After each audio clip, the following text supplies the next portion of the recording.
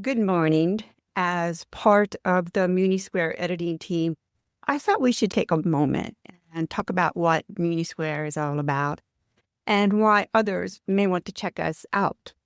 So, really, we want to talk about what local government is, what role it plays in our lives. And we think about it as a place that we call home and that it provides the safety we rely on and even a sense of belonging that we seek.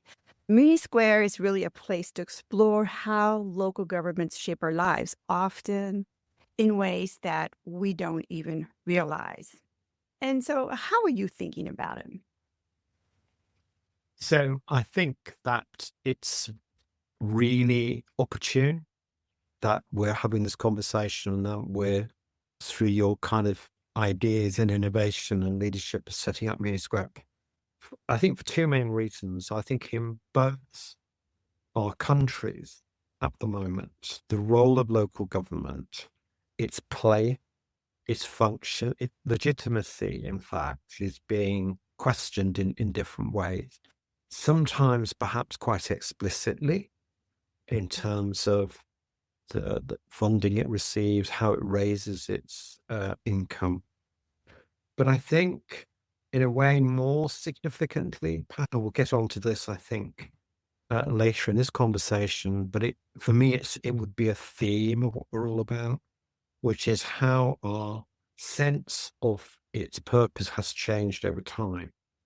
And I think we're in a place where calling into question its legitimate function. And therefore, that's quite important. I think if we'd had this conversation, certainly here in the UK, if we'd had this conversation a generation ago, it wouldn't be quite the same. There would be questions about, are we spending money appropriately? Whose voice is being heard? What are the priorities? Are there too many bureaucrats? But I think the idea of local institutions playing a part, acting as a safety net in some cases, acting as a kind of arbiter, perhaps over planning decisions and so on.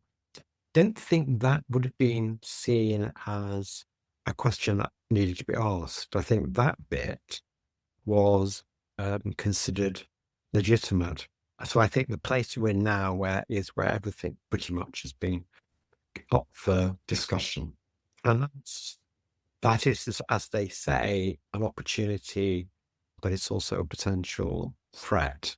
And I think our role, our job, if you like, I think, is to try to help people think about the opportunities and think both conceptually, professionally, perhaps even a bit emotionally about why it's important.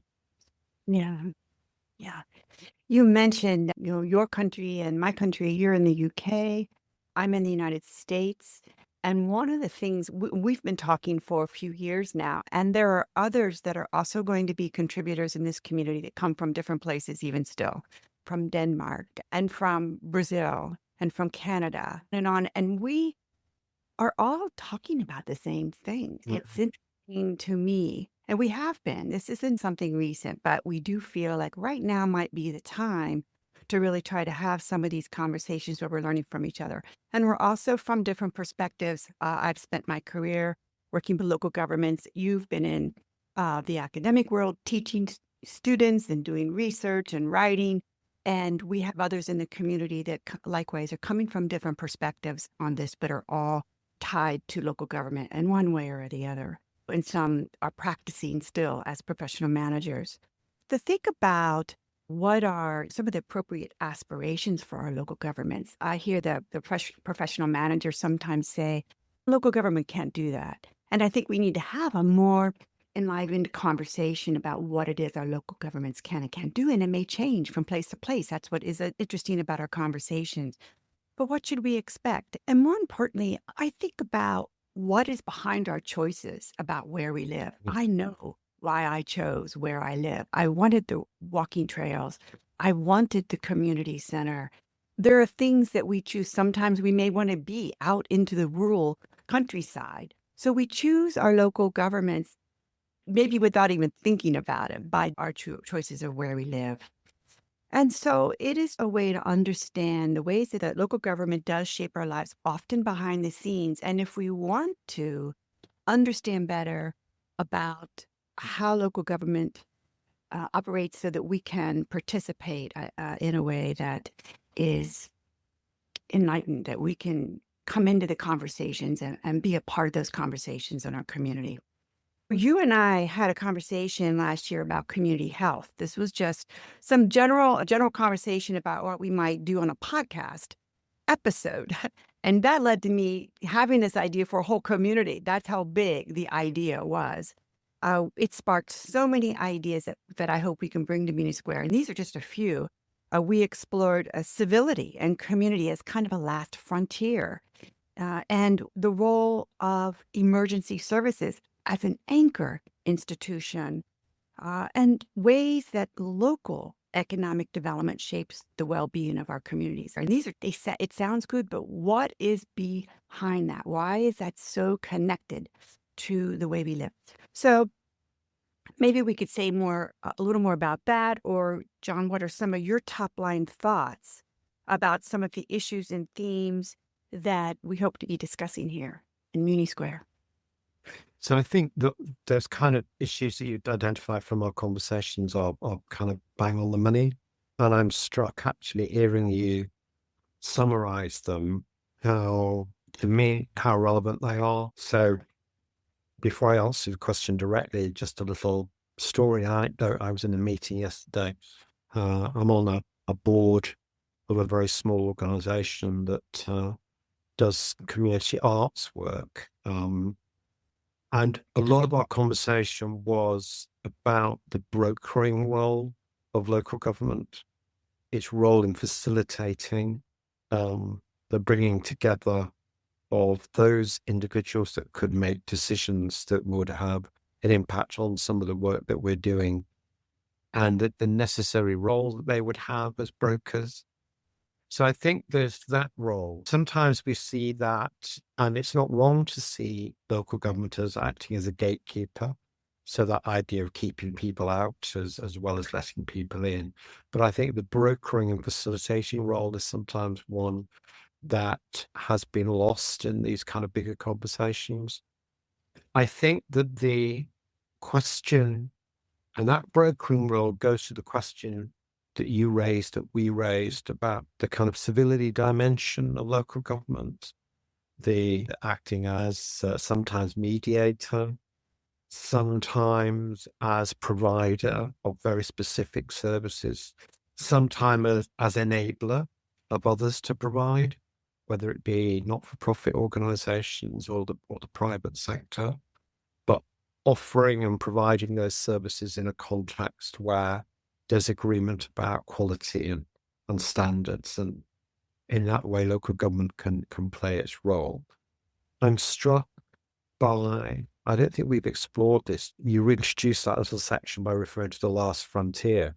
And I'm struck by some of the comments that your new president made as part of his week of inaugural addresses, where he was going back to the 19th century and invoking that concept of the frontier and the manifest destiny, and that sense of challenges yet to come, which I guess is part of your historical story. It seems to be that if we flip it and think of it in terms of local government being the last frontier, then we can see that again as a negative or as a positive. I'd like to think that we see it as a positive. So if I was going to add to that list, I would be adding, and perhaps they come out of some of the examples you gave, but I would be adding that key role of innovator, experimenter. There are things I think that can happen at the local level that necessarily don't have to happen at the central level, or in the case of the United States, at the federal level, or in the case of some of my kind of European friends in working in different European countries. It doesn't have to be the European Union as the overarching provider of services. It can be happening at the nation state or in the context of people we both know working in different European cities at the city level or below the sub-city level. And I think that's where local government can be a real provider of a different way of thinking about services. So there's something around innovation. There's something around ambition to be an innovator. And I think that's hard if you're a local government manager where you're being told what you can't do or resources are tight. It's hard, I think, sometimes to see yourself as an innovator. But I would say, and perhaps this is going to be a theme I think that we'll pick up through this whole project, that's where scholars, academics can play their part. So this isn't just about local managers having to be acting independently of other institutions and other kind of key actors. That there's a role there for the academy in supporting and providing perhaps an evidence base, perhaps acting as a thinking space to enable those managers to act in the ways that we both, I think they have the potential. The metaphor of the frontier can be looked at in a lot of different ways. And you think about, from this country's perspective, the communities that were built on the frontier as we evolved. And I think we are in the process of remaking ourselves again today. And if we were to take the president at his words here, the infrastructure monies may not all be there that were promised. And I know from clients the number of projects that are midway. I don't know. I can't speak to that more specifically. But when I think about the gap between what is needed for infrastructure to meet some of the concerns, particularly as it relates to climate, and a lot of people don't make this link. So many examples where the concern has been overlooked, so that we have to think more thoroughly about what investments are needed in infrastructure. So it's no time to cut off infrastructure spending. However, it's always a good time to re-examine how we're using those funds and for the public to become more engaged in what it is that we need. You brought up a point in an earlier conversation about fire services that in the UK, and I heard Paresh talk about this, and he'll be in the community talking more about this, but that fire services, emergency services, when you do a really great job and therefore there's a reduction in fire, there's a greater emphasis on fire safety, then this idea that, oh, we could cut back. We can cut back on those services. Where does that leave us in our current world situation? And it's a challenge that I think we need to hear more from the professionals and that have really thought about that question. So again, as an anchor institution, fire services, but also thinking about infrastructure as one of those central, reliable, predictable we don't think about, we just expect that the potholes are going to be fixed, that the roads are going to be usable for our commutes and travel. We take a lot for granted. And I think this is a new era where we have to pay closer attention to where our dollars are going and that what we need to make some renewed commitment. I think that's really important. I'm sure if we had colleagues on the call now, they would be jumping up and down in agreement with what you've just been saying. And I think there's an important obvious truth in what you've been saying, but there's a broader truth. So I think the obvious truth is the issue of resourcing, and sometimes dramatic events, not just ordinary mundane events, but dramatic events tell us that there's a gap, like the fires in Los Angeles, some of the problems here in the UK, that there's an obvious gap. But I think the bigger truth actually lies at what you were saying at the start of this bit of our conversation, which is taking things for granted. And that I think for most people, most of the time, local government is, even if they think about it, is something abstract. So it's not the everyday, but they are walking along sidewalks or driving along roads which are maintained either directly or indirectly by the local government in the community in which they live, either by directly running the services or contracting them to another provider. They do provide the necessary infrastructure and the connections, the connectivity between where we live and where we work and the recreational spaces we use and so on. And I think most of the time people don't think about it. And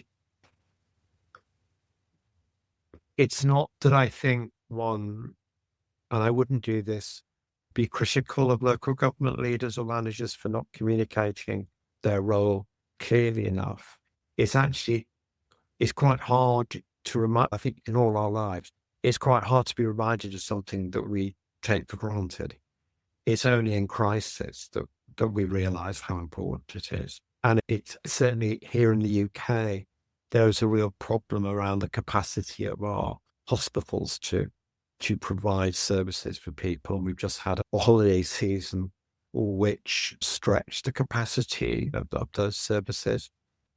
And I think although that was really hard for the people who needed the services, and it was really hard for the nurses and doctors and those paramedics working in those hospitals, actually for most of us, it went unnoticed and unseen because we weren't ill. We didn't need it.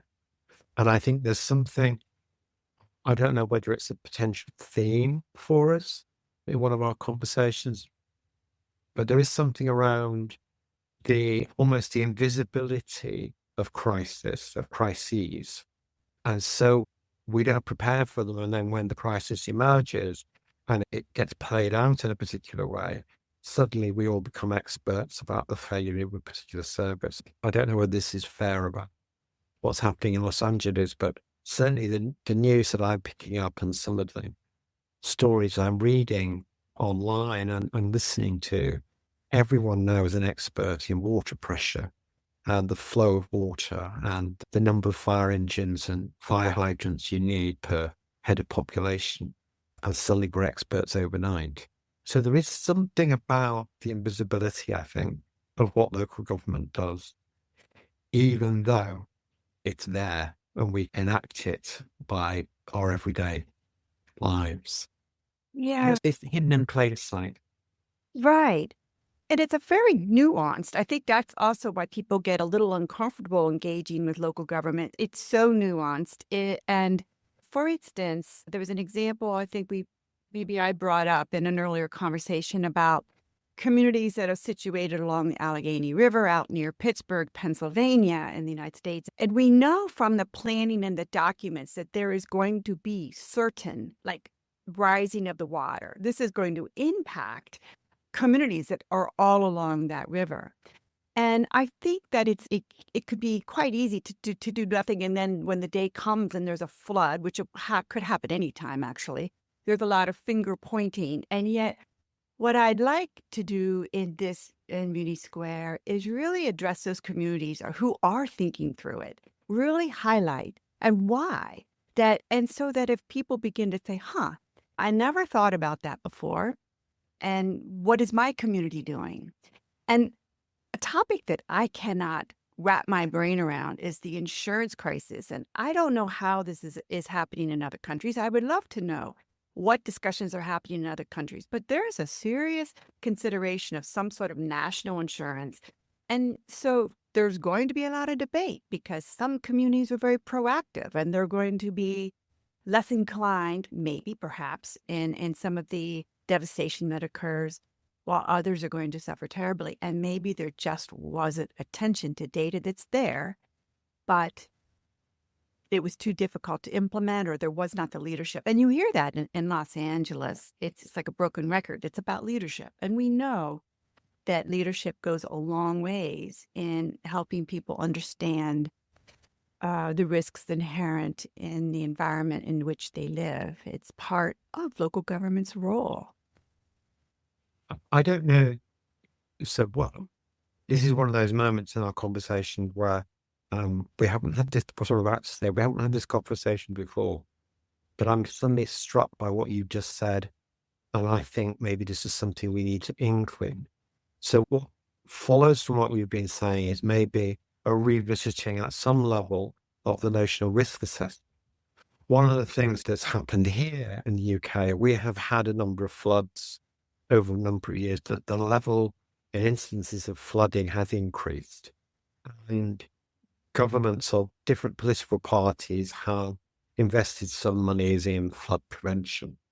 And there are multiple accounts given for why there's been an increase in flooding, some of which has to do with land management and the drainage of the soil and farming practices and what that means in terms of when there's heavy rainfall, as the water comes down hills, how it's absorbed or not absorbed. And so for those rural communities who experience flooding, that's a real issue. There's also the explanation given that these are once in a generation events. And therefore, in any kind of conventional risk assessment, you would say it's not likely to happen for 99 years. So therefore, perhaps we only need to do A, B, and C. But there are places that have been flooded more than once in the last 5 or 6 years. So there's something around the frequency of flooding, for example, which makes you think once in a generation events are happening rather frequently. There might be another explanation for this, or there might be a combination of explanations. But obviously climate change would be part of that.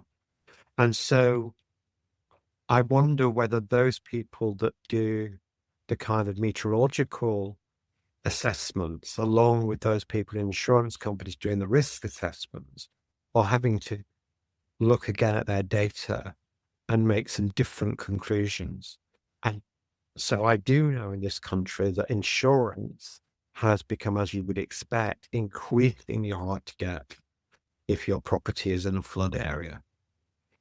And what that means also is that if you want to sell your property, that's becoming increasingly hard because of the information you now have to disclose as a seller to potential buyers.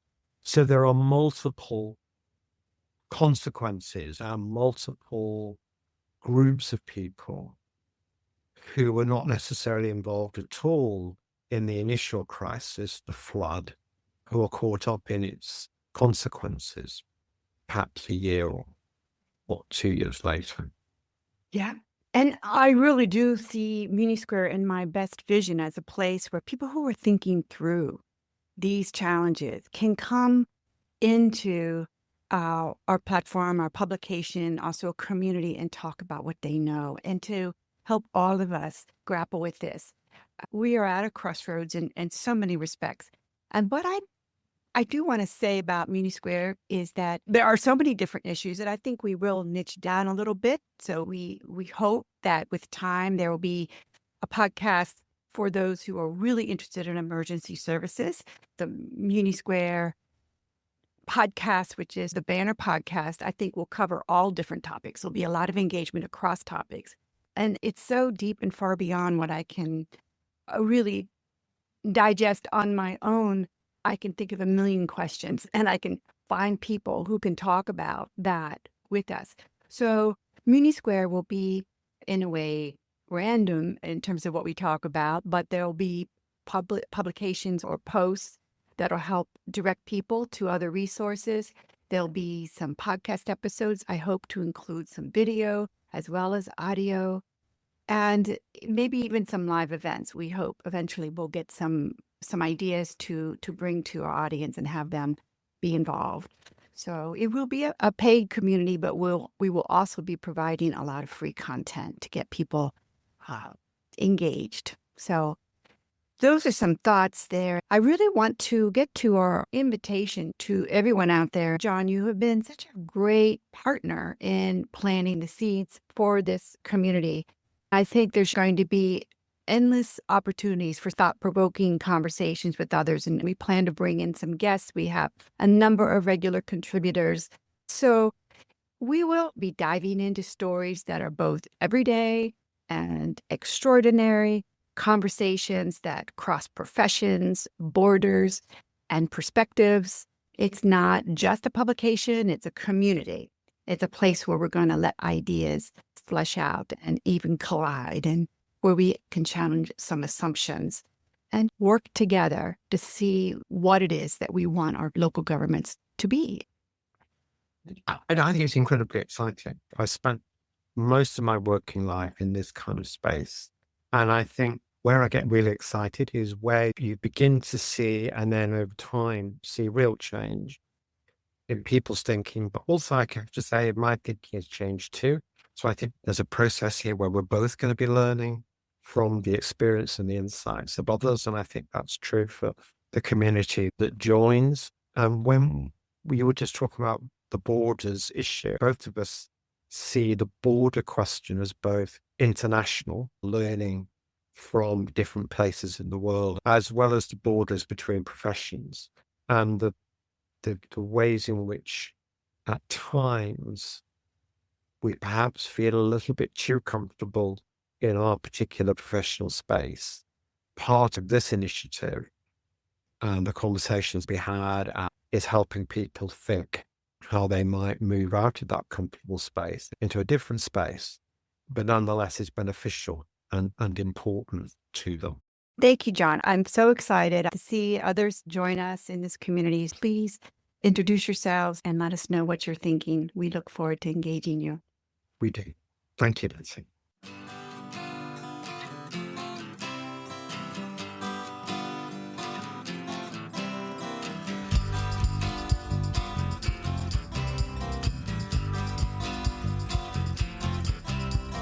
What you do